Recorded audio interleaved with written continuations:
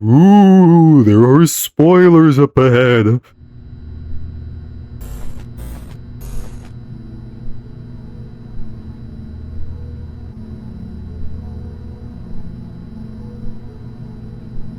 Among the plethora of FNAF games there are today, they all appeal to a particular goal. Many are parodies.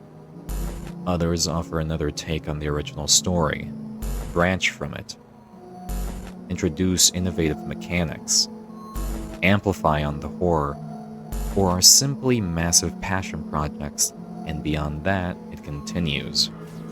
The FNAF fan game I'll be talking about had not only defied any expectations I had of it before playing it, but it serves as the best love letter to the original series. Hi, hello, how's your day going? Mine's going great. Hopefully. I fell in love with Frickbear 3, and it has itched every little spot that I look for in a FNAF fan game. I've done everything that the game offers to the average player.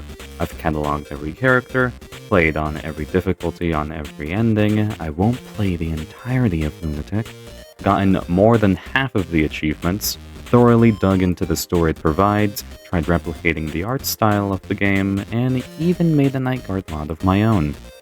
After my monthly addiction, I was then brewing in my mind some way that I could set this as a permanent memory, making it a video review on the game now that I have the grounds to feel confident enough to do so. This will be a long-ass video, so I will give out a planned structure so that I know what I'm doing. I want to first gush about the art style and then talk about the gameplay as I tell the story. I won't do any deep dives, but I will explain the essentials so that you too can enjoy the story as if you were playing the game with me. Alright, so, the art style of this game. It almost feels like a crime just calling it a fan game. It's nothing but incredible. The expressive feel the animatronics exude inside and outside the gameplay, the poses for them in the extras menu capture their characters so well, and it feels like it barely repeats among the entire roster. The white outline that accompanies them most of the time helps them pop out to the player. The game does two things for its pixelated feel. Every illustration is done in a lower resolution so that it's pixelated. Duh. But it also processes the camera so that it is even more pixelated, and for assets done in higher resolution, stay pixelated. Sort of an odd mix, but I welcome it since it works pretty well. And perhaps the most curious thing about this game is that mostly everything is a 2D asset within a 3D environment, bringing the two together nicely, maybe in the effort to make the game feel like an immersive space without doing the weird warping thing that other games have done because of Click Team Engine. Okay, I feel like I can talk more about this, but I've had my fill. Finally getting to the actual meat of the game, when I started my first run, yes, this game is very replayable, I never would have expected that it would have difficulties to choose from, and beyond that, each difficulty has its own respective nightguard. Jeremy is the easy mode of the game, low AI values, one salvage after every night, and the lowest prices in the upgrade shop. Jeremy is the standard nightguard from FNAF 2. Mike is the normal difficulty of the game. Average AI values, 2 salvages after every night, and the prices in the upgrade shop rise a bit. He is a nightguard from FNAF 1 and a separate character from Michael Afton. Vanessa is the hard mode of the game. High AI values, 3 salvages after every night, and the prices in the upgrade shop rise another bit higher. She is apparently not Vanny for the story, probably one of the best decisions I didn't know that I needed and we'll talk more about later. She is the scary white lady nightguard from Security Breach. And as a shocking delight, Fritz is the lunatic difficulty of the game. Highest AI values, 4 whopping salvages, and the highest the prices can go in the upgrade shop. A true reflection for what the players who play this madman look like. Funnily enough, Fritz is the Night 7 nightguard from FNAF 2. All the nightguards go through the same story in the game. The only true things that change are the response and basic dialogue that they have with other characters that can easily be replaced for one another. Each of them have a different reason to be working here, and I think that makes them stand alone as their own character without being repaints. Another delightful attention to the story that I gladly welcome. Sorry, onto the actual game. I'm joking! I'm gonna talk about the office itself. The phone guys still function as the voice of advice, but nothing else. Only advice. Sort of reminders of essential mechanics that you already have access to. You figure out the rest of the game when you salvage the animatronics. The controls will always be there in front of you to get used to, and you will heavily depend on these keybinds. That's when I realized on my first playthrough that it'll play out much like UCN. The cameras are perhaps the most in-depth mechanic in the game. It has 4 interfaces. The cameras, the vents, the store, and the minigames. The cameras are, well, as usual as ever, with the addition of being able to shine your flashlight through and use the camera function on the top of the display. The vents are FFPS styled, being able to use the audio lure to attract or scare animatronics, and use the heater to push them back at the cost of room temperature, much like UCN. The store is, well, a store. They're able to exchange tokens for consumable abilities, and these are actually game-changing. Fuck you, by the way. I'm not telling you what every item does. Pause the screen to read. The minigames are the filler during the nights. You will never get bored during these office sections, and they will reward you with even more tokens. With every minigame having the common function of rewarding you more the higher the score. Oh, by the way, you naturally get tokens when defending yourself during the night. Avoiding animatronics will reward a single token. I'll explain the minigames in a bit more detail later. When the night ends, the leftover power and tokens will be converted into dimes. A morning dialogue sequence will occur and your boss will call you, telling you to cover the salvage part of the job because your coworker is seemingly It doesn't hurt gone. to be prepared. Now, I think that's everything. Unless I'm forgetting about something. No, I'm sure that's... What the... And the next day, the motherfucker was dead. The salvage section is where the game goes from good to great. Here, the Frickbear plushie from FNAF 4 introduces you to the salvage section. You get to choose the animatronic that you'll go up against, and as I mentioned when talking about the nightguards, you take different amounts for each of them. A literal piece of paper will tell you how they will attack and how to repel them. That's not all though, there's an arcade cabinet for each location. If you beat the high score, the arcade will rattle out the cartridge for you to keep for the rest of the game. There's also an upgrade shop where the upgrade cadet will exchange your pocket money for upgrades in the night section. Will not tell you what every upgrade does, but I will tell you that they have multiple stages to them, upgrading their original functions, sometimes even synergizing with each other, and can enable certain playstyles and cut corners in the later nights. As the upgrade cadet says, they are meant to make our nights easier. After all that, you leave the salvage location and come back the next night with what you've brought from your salvage, each of them progressing through the first few games of the series. Rinse and repeat through the whole game, and you get your check after 5 nights and your ending. Your boring-ass ending. This is the slacker ending. You leave no mark in the story and don't deviate from the path. Here, I reveal to you that there are a total of 4 endings you can get, and all of them depend on how you go about in a run. Alright, bub, let me tell you how to get evil. In the first salvage section, you may have spotted Springtrap in the boarded-up back room. If you want them out, go to the storage room and crouch to get the axe. You break the boards, and you can snatch them. All the hidden salvages will have other particular ways to reach them in each location. And they don't count to your salvage quota, therefore you keep all the additional money they give you. Well, in the case you want more money to get upgrades. After the second night, Vanny of all people will approach you in the morning dialogue every night after.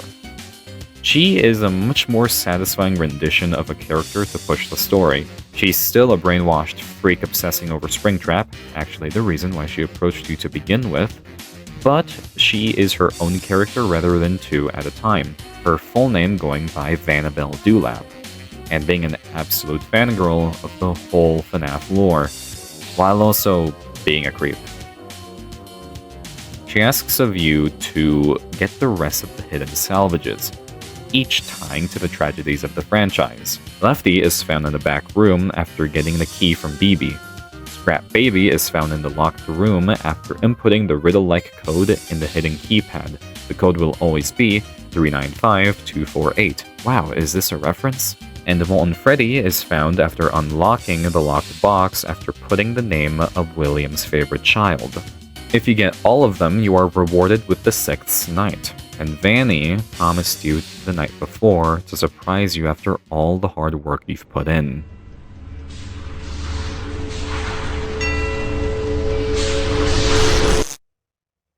Oh, there you are.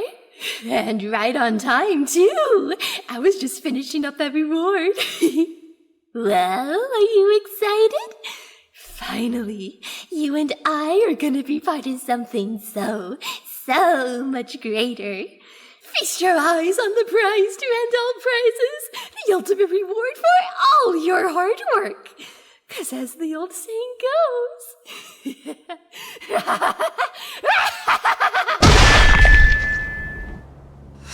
No good deed goes unpunished. Well, look who it is. This is the Salvage boss fight, the amalgamate of Fazbear's tragedies. An actual boss with phases, with each phase introducing new attacks that are reminiscent of the gameplay of the animatronics that make up Salvage. Salvage will approach the doors and you must crush him when he gets under them. Salvage will try to reach the far ends of the pizzeria to attack you from the breakers where you need to shock him. Salvage will seep into the vents and you need to cut him off before he gets to you. And finally, Salvage will drop down eyes into the office that you need to quickly recoil back. A mystery man will talk through the phone, warning you of Salvage's attacks. On the last phase, Salvage will eat up the last few consumables you had on the ready and completely deny the store to be used anymore. He'll push even harder to get to you, making the finale of the fight ending on skill alone. This is perfect! First I kill you. Or you can double death point him to have him on low HP on the final phase. This isn't cheesing, I was guaranteeing a victory. And don't worry, I'll let you watch the entirety of the final cutscene upon beating him. You must think you have me on the ropes, do you? Well, little do you know, I've one more trick up my sleeve.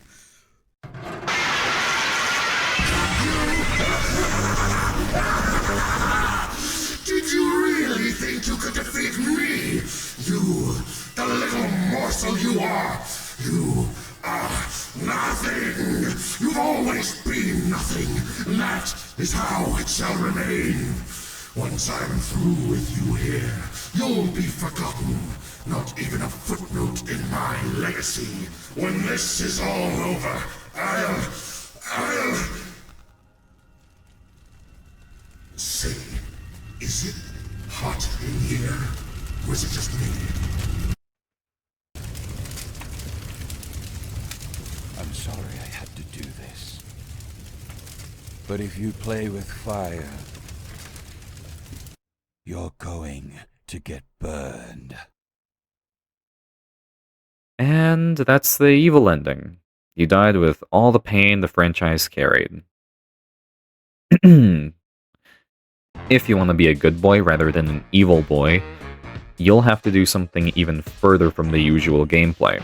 For each arcade cabinet, you need to get double the high score than before. Instead of a cartridge, the arcade throws out a gift box. You can either give it to the upgrade cadet for an extra $5, or give it to the puppet that only appears after completing your quota. You can exchange the gift box for a mask, and if you take it, the whole place will be plunged into darkness, and patrolling endo chasers will be in search of you. They primarily chase you by sight, but they can hear you run. You might think that you should sneak past them, but buddy, that will only get you so far. My strategy is fucking booking it.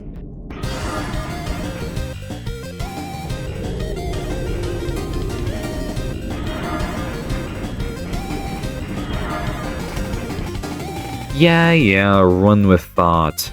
You can outrun them as long as you don't get stuck on anything. In a case you do get caught, the endos will only grab $5 from your pocket and kick you out. Yeah, they just barely rob you. That's it. At the end of the second night, Michael Afton will approach you and ask that you grab the rest of the masks in each location. Instead of bringing Afton to his peak, Michael just wants his brother that he tormented to rest easy and return him his happiest day that he robbed.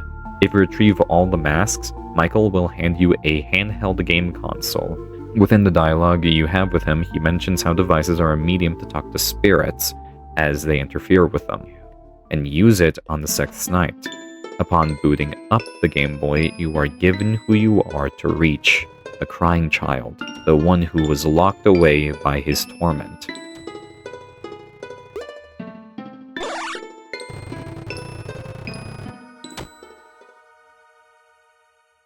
Here you are brought to the Nightmare boss fight. You'll have to play on the Game Boy and survive the scenario you've put yourself in. And if you let your temperature rise too much, you'll die to Nightmare, and every checkpoint grants you a full temperature restore. You shoo away the Freddles to avoid Nightmare Freddy. You must shine your light at the doorway to anticipate Nightmare Bonnie's attack. You need to put on the mask before Nightmare Chica turns to you, and you need to keep an eye on the timer behind you so that you can put on your mask in time before Nightmare Foxy bites on your head. Upon reaching the end, you bring Michael and his past friends to Cece and finally give him the birthday party he deserved. Michael thanks you and they move on together, letting you walk out of the building and seeing the two of them reunited and moving on. Now, how about we get rich? The money ending involves you getting Talbert's Files, the most expensive item in the upgrade shop, which doesn't really function as an upgrade, rather it's the key to unlock the money ending. This mainly focuses on your money-making skills rather than collecting trinkets here and there. If you are going to be wasting money on something so expensive, you better have enough money to actually afford useful upgrades. Here, you will heavily rely on game knowledge to make sure that you play mini-games, keep your temperature low, and defend yourself all throughout the night. This is where the store becomes a pillar in achieving this ending. I'll tell you the strategy that I've adopted. Buying 2 golden cupcakes to accumulate money by the end of the night, and an extra if you want by copying it to assure your money gain. The snow cones completely disable the need to use the fan to cool you down for almost 2 hours. And if you're gaming really hard and have your eyes stuck to the monitor without stopping, you can also buy the backup batteries, which are well priced to the point that you don't actually lose money by buying them. Effectively, the strategy should take you as far as $40 by the first night, and a little less as you continue through each of the other nights. You don't need to get Talbert's Files immediately as the run starts. As long as you buy it before starting the 5th night, you will unlock the money ending. If you have Talbert's Files and you finish the 5th night, your boss will call you and confront you about your possession of the files. Particularly, it reveals that there are more salvages to make money off of. By the way, now is a good time to mention that the boss is literally Wario. WarioWare actually being a point of inspiration for its use of microgames and its goofy aesthetic. For that, Wario receives the role of the greedy boss that you work for. The file reveals a new salvage location with really expensive animatronics. He sweetens the need to do more overtime by inviting you to a fancy steakhouse. Before Night 6 can begin, you venture into the 5th salvage location. Appropriately, this is sister location. Further with that, the fun times are the most erratic and complex opposition that you will face. I sort of want to talk about some of their designs since in the vanilla series they look the most awkward of the bunch, yet somehow the game has made these characters fit in and stand as unique oddballs. Especially Lolbit. Lolbit is originally depicted as a recolor of Funtime Foxy that behaves like a computer virus. Lolbit still behaves as such, however, she looks obscenely cartoonish and innocent, actually taking more of the shape of Lolbit from FNAF World with the inclusion of her hook, and thankfully she doesn't act as much of a nuisance unlike the original. She earns the spot as the goober and cutie of the game, which I think is adorable. This place acts like any other salvage location, with no hidden salvages though, and the money they give is plenty to max out upgrades. Your 6th night will simply be like your other nights, now with the addition of the fun times in your roster. Simple enough, right?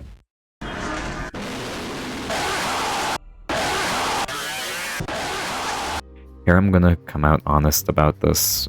I cheated. No, I didn't finish the money ending because it's really hard to beat. Here's what it would have looked like going to that fancy steakhouse, just like your boss promised in the money, in the ending screen.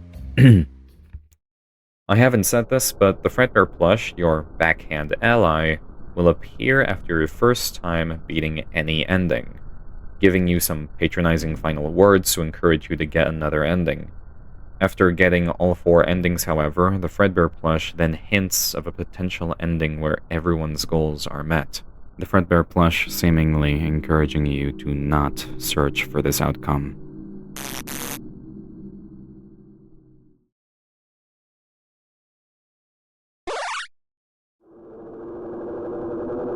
Now you can get the 5th and final ending.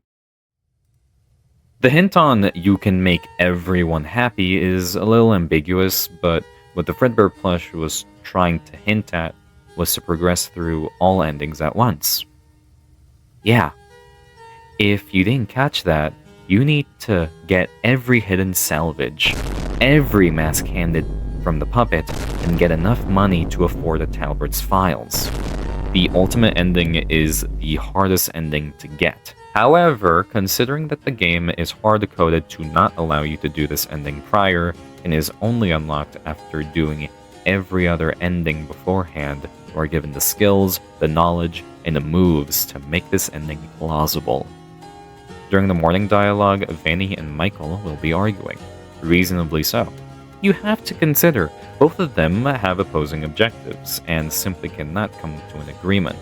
Vanny wants the Slaughterman himself to rise above, and Michael wants him to burn.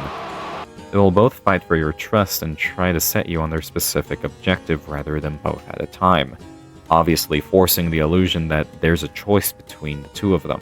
As the nights go on, we get deeper information about the story. Michael was working alongside with the presumed Henry Emily himself, however was let go due to his guilt. This would have been followed up by the note that you would find alongside Lefty, that would reveal Henry's state of mind in that period. His regret of the past has led him to solve the issue on his own.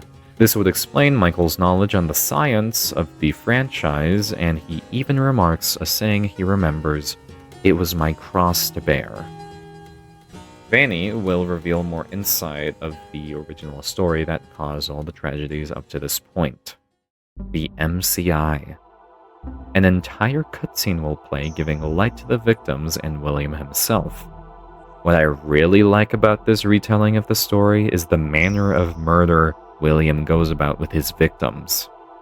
He only went for the lonely children, gaining their trust over time, giving him the opportunity to manipulate the poor kids straight to their deaths.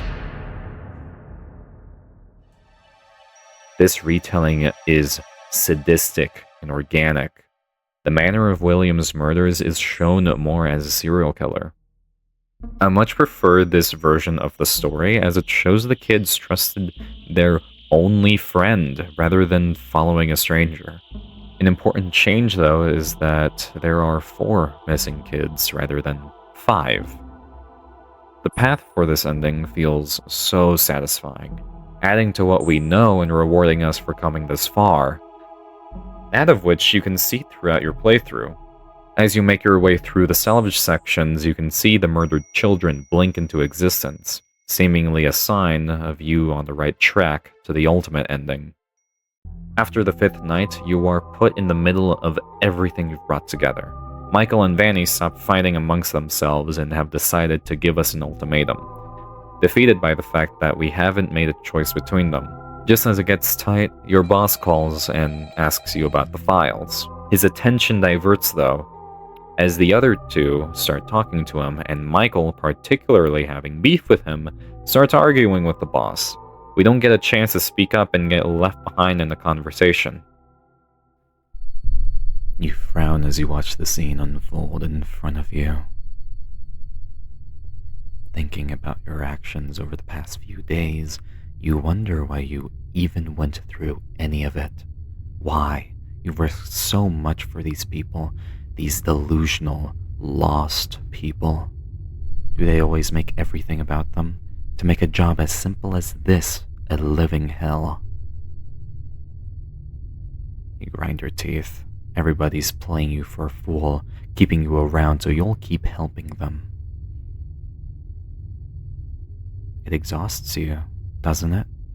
Why should you help someone who keeps making it harder to solve the issue? But maybe the answers you sought are already with you. Your hand slithers into your pocket, looking for something, and that's when you feel it. Those files you bought earlier. You felt the lost presence of the information these people desperately need. Lost until now. If you so desire to sew the wounds of these ignorant souls shut, be sure that their worries laid to rest. Then, why don't we read them together? We open Talbert's files and see what they were hiding. It basically holds most of the well-known lore, but the gold lies within the entries at the end of the folder. These logs tell the story of a mysterious man trying to set the murdered children to rest. At his lowest, he still pushes through, that it was his cross to bear. This is Henry, and the last we know what happened to him was that he died in his own office. He realized that the answer didn't lie in the how he could set the children free, but why they were kept in their place. He then found there was someone else that was missing. Someone that was forgotten and was here for a long time. Cassidy, the spirit of the yellow bear. The Frickbear plush confronts us now that we looked through the files. When we don't hand him the files, he realizes that we too want to set everyone free, to give everyone a happy ending for good. Frickbear asks if what we're doing is good, however. If setting the kids free in the eternity that death sends us into is a good thing instead of them continuing their role as objects of joy. Clearly, we don't budge, and he takes manners into his own hands.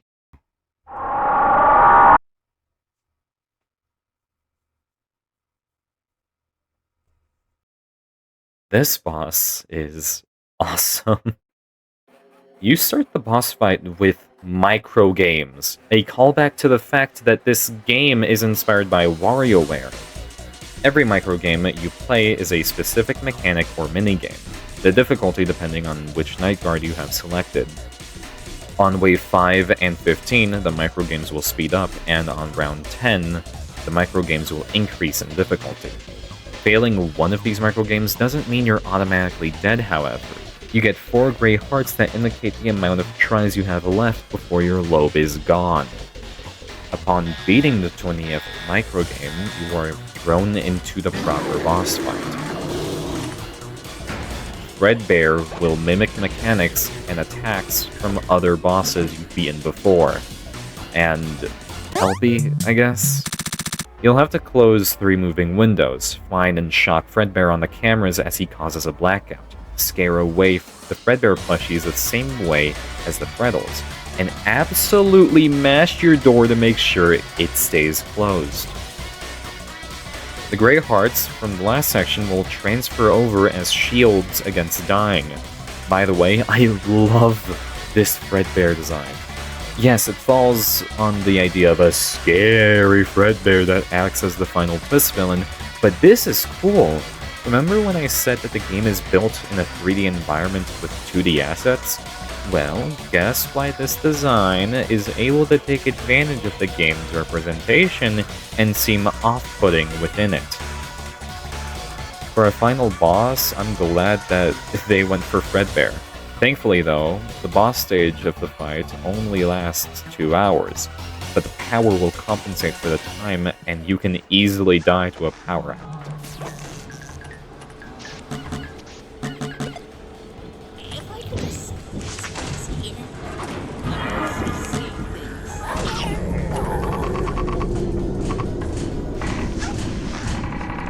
Just a skater hater.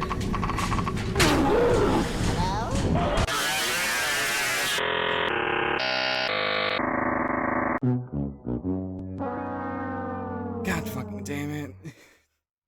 As you reach 6 AM, you are saved by just a hair away from death.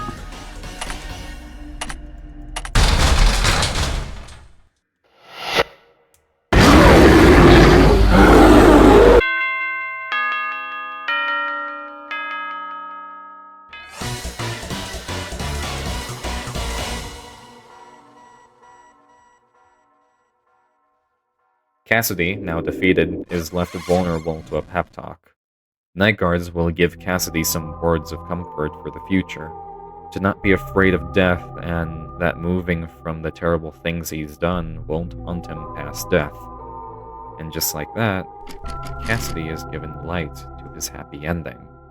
We cut to Vanny, bored and playing on the Game Boy, and Michael still arguing with the boss. Their attention is suddenly drawn to the balloons flying into the sky. The children finally moving on. After that, we get the real credits to the game showing everyone's resolution. William dies and Michael reunites with Cece. Vanny is free from the brainwash and delves into other fandoms. The boss's insurance payout from the burnt restaurant still makes him rich. And even we get our happy ending, bringing us to the ultimate ending of the game.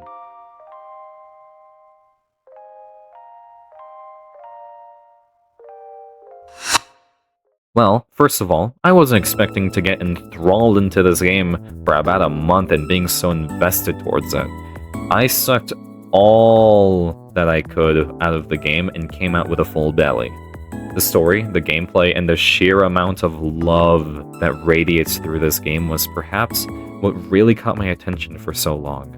Another thing is that this was ultimately a passion project, offering gorgeous artwork and a digestive story for people who like reading in between the lines and for those that simply want to skim over the basics.